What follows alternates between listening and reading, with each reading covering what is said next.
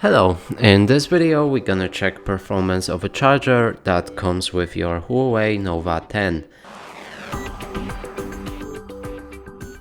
And we can do this by using this custom smart socket, which will tell us exact statistics of a charger and send it to this device, so you'll be able to see it on the screen right here.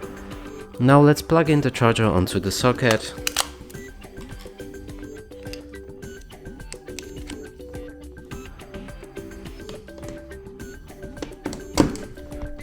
And then to the phone.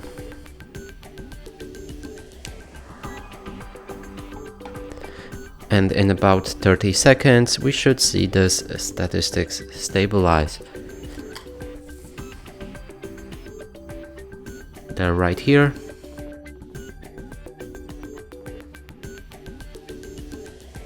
So right now statistics should be stable, and there you can see them in the middle.